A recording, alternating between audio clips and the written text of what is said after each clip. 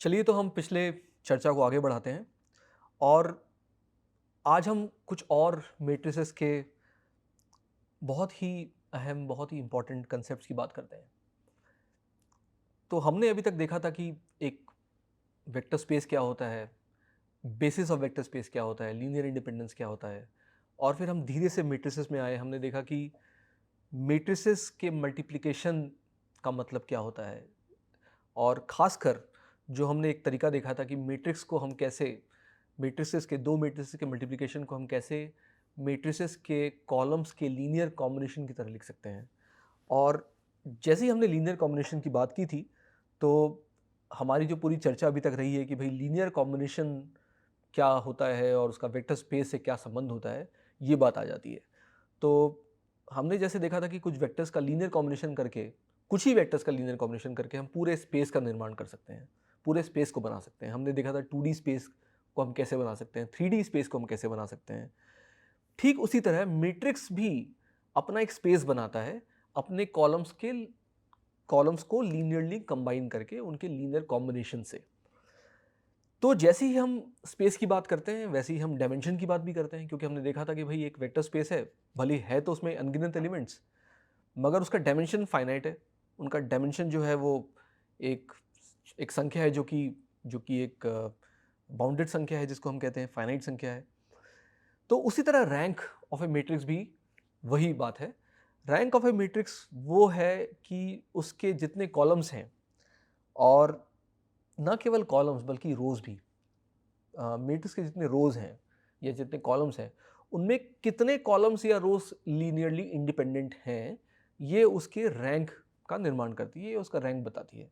तो फिलहाल मैं आपको एक डेफिनेशन दे रहा हूँ, और इस डेफिनेशन को हम बाद में फिर से एक्सपैंड करेंगे, उसके आसपास की चीज़ों को भी समझेंगे। लेकिन फिलहाल आप ये समझिए कि rank of a matrix is the number of linearly independent columns और रोज ऑफ ए मैट्रिक्स। यानी एक मैट्रिक्स में कितने कॉलम्स या रोज लीनियरली इंडिपेंडेंट है, ये उसकी संख्या है। और इसी को ही हम dimension of row space of A या कॉलम स्पेस ऑफ ए भी कहेंगे। लेकिन पहला प्रश्न ये है आपके सामने आएगा कि भाई, number of linearly independent columns की रोज, दोनों में से कौन सा? ये तो कंफ्यूजिंग है कि आप दोनों की बात कर रहे हैं। तो उसका आंसर ये है कि भाई, रैंक जो है वो दोनों ही है। और इसमें एक बड़ी विचित्र बात यह है कि चाहे नंबर ऑफ कॉलम्स 10 हो और रैंक नंबर ऑफ रोज 5 हो, लेकिन रैंक जो है वो लीनियरली इंडिपेंडेंट कॉलम्स या रोज ही होगी, और दोनों बराबर होंगे। और ये इनफैक्ट आपके लिए एक होमवर्क क्वेश्चन है। इसे आपको प्रूव करना है कि जो रैंक है, मतलब कि एक रैंक ऑफ ए मैट्रिक्स जो है वो, चाहे कॉलम्स ले लीजिए चाहे रोज ले लीजिए, दोनों के इंडिपेंडेंट कॉलम्स या रोज की संख्या ही होगी, भले ही नंबर ऑफ कॉलम्स या नंबर ऑफ रोज कुछ भी हो। उदाहरण के तौर पर, अगर मैं आपको एक मैट्रिक्स देता हूँ, और ये बहुत ही आसान सा मैट्रिक्स है, मुझे पूरा भरोसा है कि आपको देखते ही समझ में आ जाएगा कि इसकी रैंक क्या है।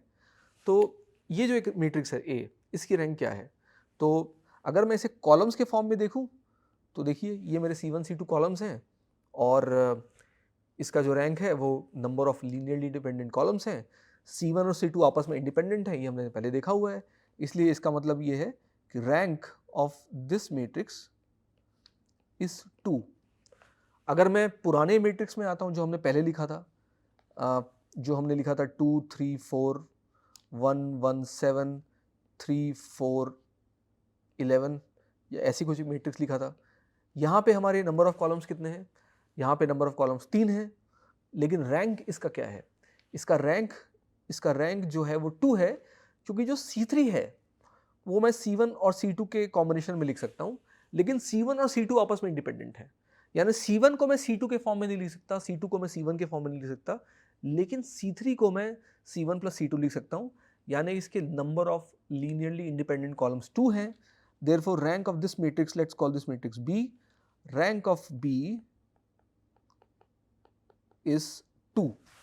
अच्छा, ये तो क्लियर है कि रैंक 2 है क्योंकि C3 C1 प्लस C2 है, मगर ये बिल्कुल क्लियर नहीं है कि इसके नंबर ऑफ रोज जो हैं, नंबर ऑफ लीनियरली इंडिपेंडेंट रोज जो हैं, वो भी 2 ही हैं।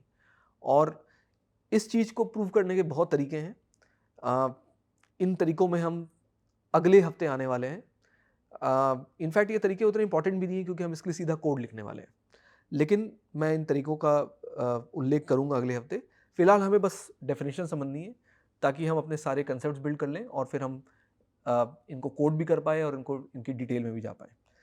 तो जो रैंक ऑफ ए मैट्रिक्स है वो number of linearly independent columns हैं और ये भी ज़ाहिर सी बात है कि जितने रोज़ या कॉलम्स होंगे, एक बार के लिए आप अगर कॉलम्स ही ले लें, तो रैंक हमेशा उनसे कम होगा क्योंकि जितनी कॉलम्स की संख्या है या जितनी रोज़ की संख्या है, उससे ज़्यादा इंडिपेंडेंट कॉलम्स तो हो नहीं सकते हैं।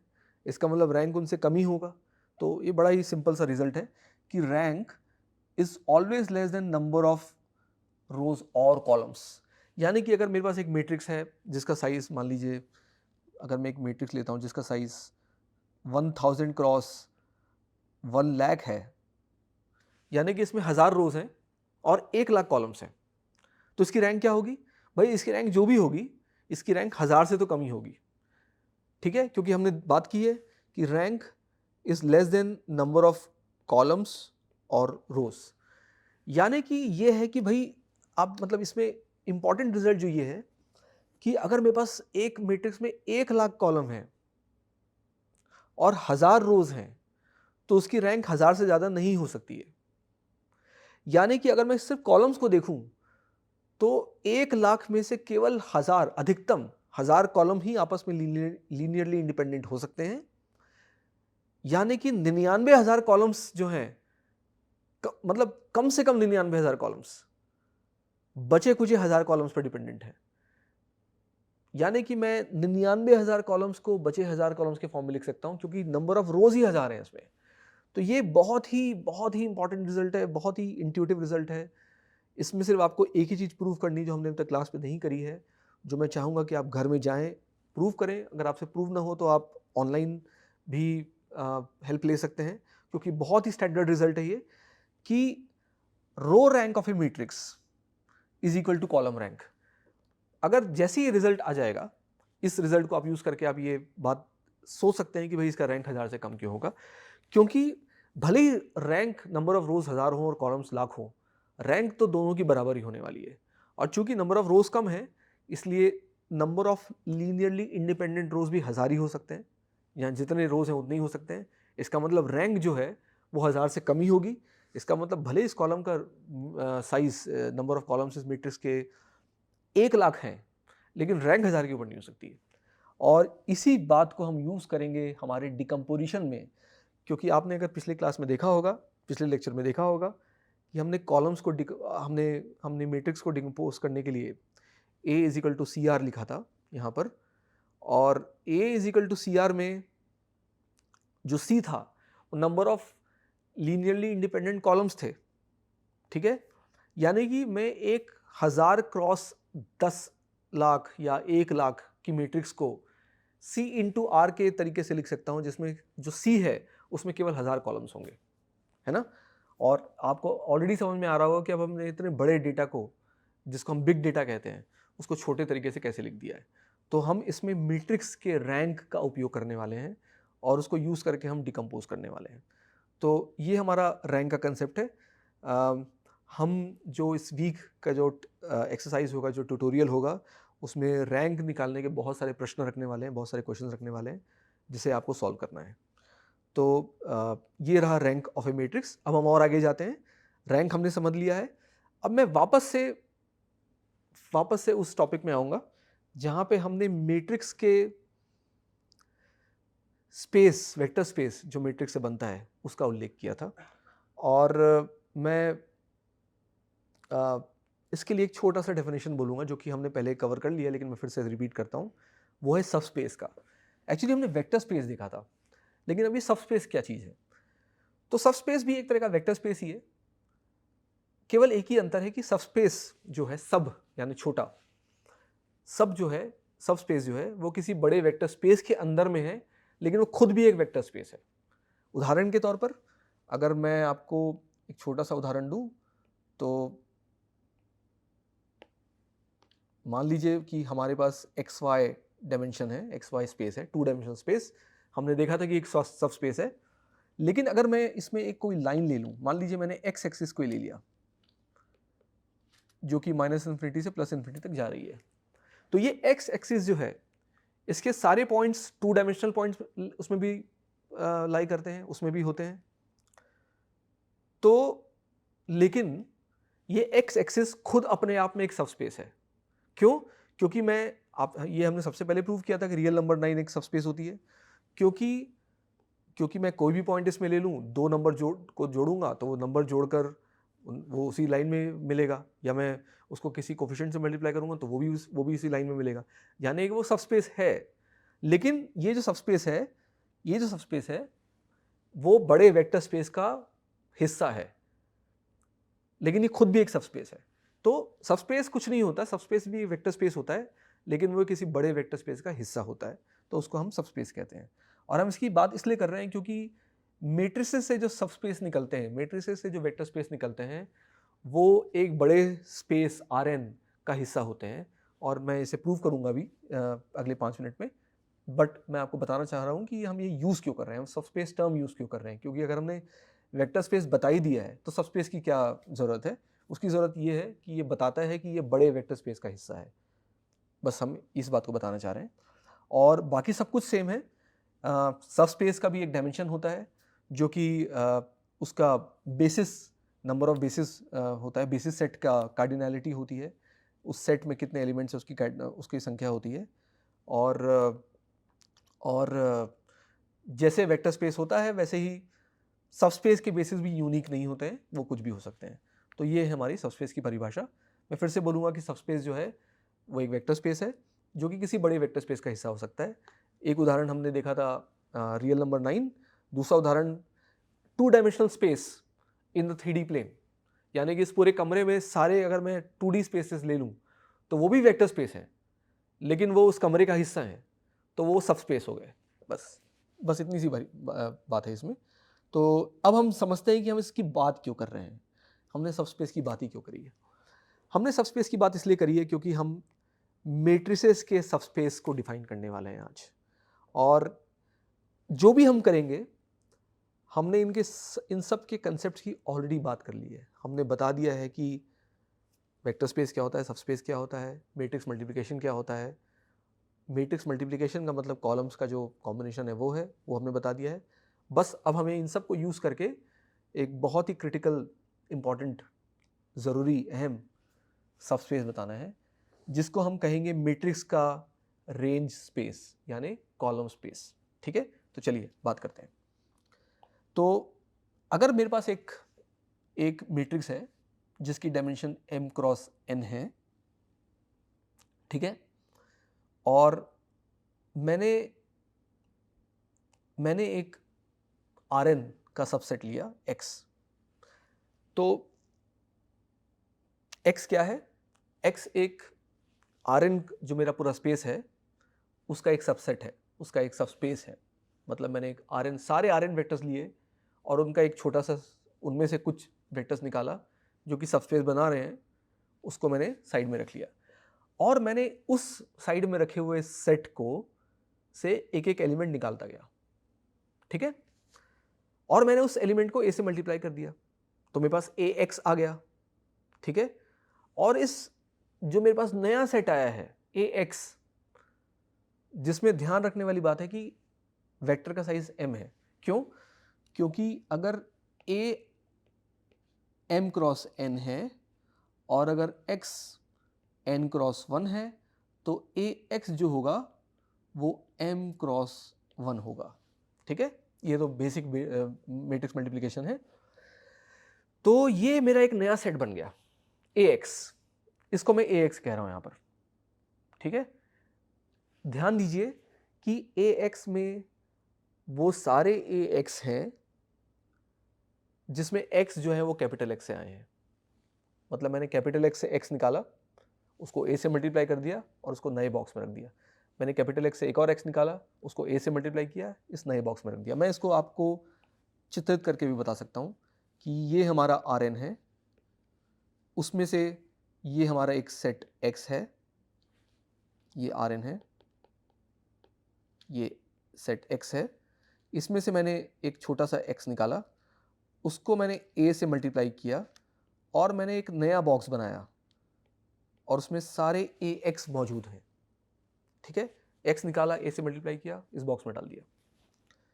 तो ये जो ax बना है, नया सेट, ये जो न्यू सेट जो बना है, नया सेट जो बना है ax, क्वेश्चन इसकी ये क्या है, प्रश्न ये है कि इसके बारे में आप क्या कह सकते हैं। तो इसके बारे में हम ये कह सकते हैं कि भाई अगर x एक सबस्पेस है, if x is a subspace,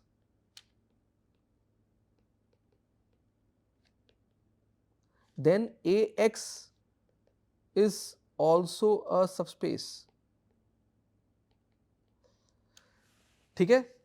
अगर मैंने x को मान लीजिए पूरा Rn कर दिया होता, मतलब x और Rn बराबर है, तो Rn तो सबस्पेस है ही, तो मैं जो ax बना रहा हूं वो भी एक तरह का सबस्पेस है। क्यों सबस्पेस है? क्योंकि सबस्पेस बनता है a के लीनियर कॉम्बिनेशन से और a के सारे लीनियर कॉम्बिनेशन ax में मौजूद हैं, यानी कि ax एक सबस्पेस है। एक तो ये ऊपर का कारण है, हम इसे प्रूव करेंगे कि सबस्पेस क्यों है अभी, ठीक है। लेकिन मैं आपको फिर से बताना चाह रहा हूं कि जो ये सब सबस्पेस बना है, ये ax बना है, ये एक सबस्पेस है, ठीक है। और इसे हम रेंज स्पेस ऑफ ए कहते हैं, कॉलम स्पेस ऑफ ए भी कहते हैं, और इसका डायमेंशन, इसके हर एलिमेंट का डायमेंशन m है। यानी कि ध्यान दें कि मैंने n डायमेंशनल एलिमेंट यहाँ पे लिया है और यहाँ पे जितने भी एलिमेंट्स हैं उनका dimension of each element of ax is m, क्योंकि a जो है मेरा m क्रॉस n मैट्रिक्स है, ठीक है। तो ax का हर एलिमेंट का डायमेंशन m है, ठीक है। और अब हम इसे प्रूव करते हैं कि ax, ये जो नया सेट बना है हमारा, ये सबस्पेस क्यों है। और ये सबस्पेस क्यों है तो हम प्रूव कर ही देंगे, पर ये सबस्पेस इंपॉर्टेंट क्यों है इस बारे में हम आएंगे अगली क्लास में। आज हम सिर्फ ये प्रूव करेंगे कि सबस्पेस क्यों है। चलिए देखते हैं कैसे प्रूव करते हैं सबस्पेस क्यों है। तो मैं आपको फिर से याद दिला दूं क्लब मेंबरशिप क्राइटेरिया, कि हर क्लब के मेंबर, अगर हम मुझे कोई क्लब प्रूव करना है तो मैं उसे कैसे प्रूव करूंगा कि हर क्लब के मेंबर को मैंने उठाया और मैंने पूछा उससे, मैंने उस मेंबर से पूछा कि भाई तुम उस क्लब के हिस्सा हो, अगर हो तो वो प्रॉपर्टी सेटिस्फाई करके दिखाओ, राइट। तो हम यही करेंगे यहाँ पर भी। हमने 2 मेंबर्स उठाए इस क्लब के, इन मेंबर्स को मैं y1 बोल देता हूँ और y2 बोल देता हूँ, और मैंने y1 और y2 का लीनियर कॉम्बिनेशन लिया। y1 और y2 का लीनियर कॉम्बिनेशन क्या है? y1 और y2 का लीनियर कॉम्बिनेशन है alpha y1 plus beta y2, ठीक है। और अल्फा y1 क्या है? y1 है a, कोई तो x1 था जिससे y1 बना था, क्योंकि हम, आपको याद होगा कि हमने इस बॉक्स में डाली चीज़ें वो हैं जो कि x से आ रही हैं, और कोई x2 था जिससे y2 बना था, तो मैंने इसे ऐसे लिख दिया। और अब मैं इसे ऐसे लिख सकता हूँ a alpha x1 plus beta x2, ठीक है। यानी कि y1 और y2 जो हैं किसी y3 के बराबर हैं, इनका लीनियर कॉम्बिनेशन किसी y3 के बराबर है जो कि उसी सेट में मौजूद है। इसका मतलब y1 और y2 लीनियर कंबाइन करके y3 देते हैं जो इसी सेट में है। इसका मतलब वो क्लब मेंबरशिप की प्रॉपर्टी सेटिस्फाई कर रहा है, और अगर वो क्लब मेंबरशिप की प्रॉपर्टी सेटिस्फाई कर रहा है तो वह वेक्टर स्पेस है। That's it. यानी कि ax एक तरह का वेक्टर स्पेस है, ठीक है। मैं फिर से इस प्रूफ को आपको प्रूव करता हूँ कि भाई हमारे पास a जो है वो m क्रॉस n मैट्रिक्स है। हमने ax लिए, x Rn में थे, ठीक है, या Rn के किसी सबसेट में थे जो कि खुद सबस्पेस है। ax जो है वो Rm बन जाएगा। ये पहला, ये तीसरा आपका स्टेटमेंट है। और हमारा क्लेम ये है, ये जो सेट, नया सेट बना है y is equal to ax, ये भी एक सबस्पेस है। और y सबस्पेस इसलिए है क्योंकि अगर मैं 2 एलिमेंट इस सबस्पेस के निकालता हूँ और उनका लीनियर कॉम्बिनेशन लेता हूँ तो लीनियर कॉम्बिनेशन भी उस सबसेट का हिस्सा है, उस सेट का हिस्सा है, और यही इसका क्लब मेंबरशिप रूल है। और यही हमने प्रूव किया है कि हमने इसका लीनियर कॉम्बिनेशन लिया और हमने बोला देखो भाई, लीनियर कंबाइन करके a times alpha x1 plus beta x2 आता है, but alpha x1 plus beta x2 भी उस x का हिस्सा है। क्यों? क्योंकि x भी एक सबस्पेस है।